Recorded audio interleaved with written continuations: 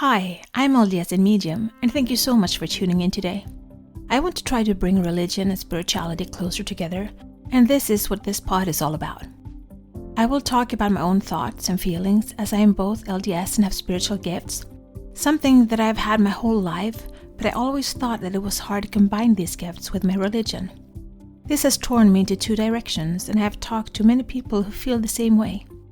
I can't choose not to have my spiritual gifts, but I can choose how I use them. And I always want to use them for good and to help others. I believe my heavenly parents gave them to me for a reason. So, this is me. Join my quest for knowledge. Men vs. Women, Chapter 10, Part 1.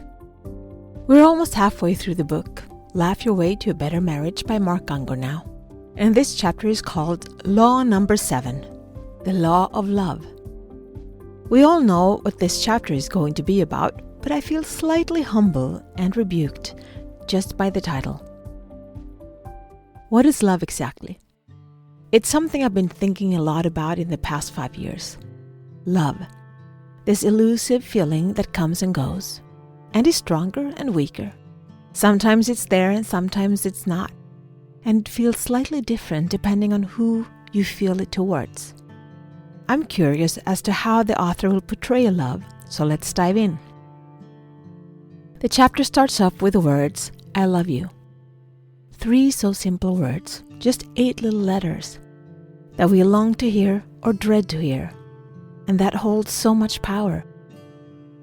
He goes on writing about how we love things like our mom and dad, ice cream, a dog, a bike, a song, a movie.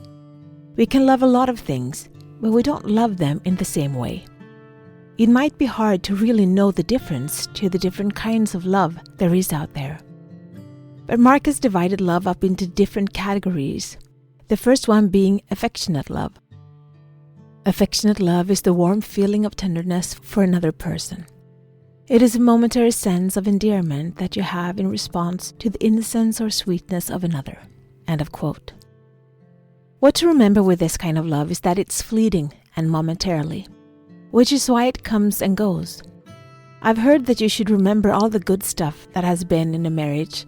That way you can reconnect to the affectionate love. For me, this was me talking about and telling the story about how me and my then husband met. And every time I got to tell the story for my children or friends, I re-experienced this feeling. So I very much still felt this affectionate love for my husband, because I spent so much time reliving that feeling. Then we go to friendship love. I know this one's going to be hard to hear. Friendship love emerges in us when we share the same likes and dislikes with another person. End of quote. I don't know if I agree to that statement. If you share the same likes and dislikes. Well, I thought we did share the same likes and dislikes. Either we didn't or we lived a lie towards each other, since I do not think we ever had a friendship love. Since I've never really felt we were friends to start with. There was no real interest in me at all. I'm not trying to be a victim, but looking at my past relationship clinically and from the outside, I don't think anyone would think we were friends. So when it continues by writing of the importance of friendship love in a relationship, I agree, but I don't think I've ever experienced it. It's been something I've been longing to experience. But trying to find someone new to date in my age and in Sweden, it's really hard. So when he writes that you should work hard on building a friendship love with your spouse, it makes total sense, but I've never experienced it. But it does give some ideas of what to think of, like paying attention to one another, giving compliments, showing affection, communicating feelings and listening to the response, giving small and thoughtful gifts, noticing and validating them, touch, hugs, holding hands, and publicly affirming them. Reading this list is like everything I've ever wanted but was starved of. I don't think this list is that hard to do, and yet it was scarce. Men, do not underestimate giving your spouse small, random, unexpected gifts. We crave them, and we love them because for us, it's you thinking of us. And the thought is the important thing. The intention behind it is what we exist for. And for me especially, the smaller the better. but the intention was all. Next comes sexual love. I wonder how open I can be in this section. It's hard to talk about sex. For me, growing up in an LDS home, we never spoke about it. My mom and dad never said anything, and you barely heard a word of it in church. How on earth are we supposed to navigate this without knowledge? It's not really like learning how to ride a bike.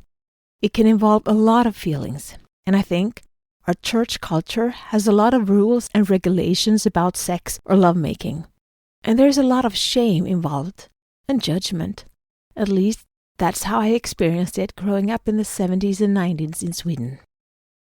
Mark only says he will get into this later in the book, so I guess I'm off the hook for this time. But I plan to try to open up my point of view on how I have experienced this subject. The only thing it takes up is that a couple can use sexual love as a type of cleansing for the relationship. I guess coming together in a healthy union can be somewhat cleansing. He also issues a warning that if you don't work on this aspect to try to maintain a sexual interest in each other, this love will die. It hurts when it does, especially if it just dies for one person while the other still loves this way. I think normally it's women who tend to shy away, since we love in a slightly different way and need love slightly different. I guess I'm just different. Next up is committed love. God wants us to be committed in our love and in our relationship. End of quote. If possible, so far as it depends on you, be at peace with others. I guess he meant be at peace with each other. And we hardly ever disagreed, because I learned pretty fast that there was no use. I became placant and focused on the kids, and I guess I shut down a little bit. I have to be honest, I am far from perfect, so I made a lot of mistakes, and being placant was one of my biggest ones. It didn't lead to arguments, but not to friendship either. Here he likens this with a bank that you keep investing in. You put money in and more in and more in, but when you go to withdraw the money, they won't let you. And he talks about how people can be like that. They just accept and take and take, but can't give. I always thought I was the one to give and give and give. And in a way I was. But on the other hand, he cleaned and did laundry and made sure our home was okay, without getting that much appreciation from me. So I think both of us wanted this kind of love, but in very different styles. I can understand if he feels like he gave and I didn't return. But what I craved was physical touch and hugs, and I never got that. So we were both starving for what we needed the most. No one is innocent and no one quite guilty. Just needed different things and showed in different ways that the partner couldn't appreciate. Many people are just like this.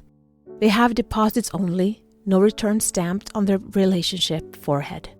They gladly accept emotional deposit after emotional deposit. But when you need them to give some care back, they don't seem to be willing to give any in return, which leads to wanting to get rid of that spouse and look for someone else to marry. So human love has limitations. Why? Because human love is based on conditional love. We want something for what we give. And human love changes. You love a baby, so cute, unconditionally. But that baby grows up into a child. And your love starts to change. And then a youth, and into an adult. And with that growth, the love changes and evolves and starts to get conditional. He writes, but problem starts when the person being loved changes. A child's cuteness is aborted by adolescence. A husband's sexiness gives way to beer belly in old age. A wife starts to enjoy and spend lots of time with an interest her husband finds boring. End of quote. So what can we do about this? I will leave that for next time. So until next time, be the light, share the light, spread the light, and shine. This is my journey. Thank you so much for keeping me company today. Please download, like, share, and subscribe, and help spread the light and spread the word to expand our community.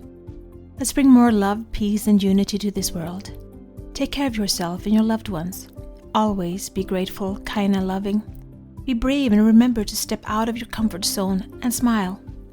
If you support us on Patreon, you will get access to our meditations and extra materials so you can download them as MP3. Also, we now have a Facebook group, which you can access from our Facebook community. Please answer the questions as you apply to participate. It will be a safe haven where we can keep discussing religion and spirituality, our spiritual gifts and self-development. Remember, one person can make a difference, but together we can change the world.